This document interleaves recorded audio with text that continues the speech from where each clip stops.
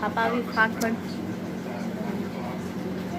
Guck mal, die Frau ist die Schlange. Bist du nicht? Die Schlange.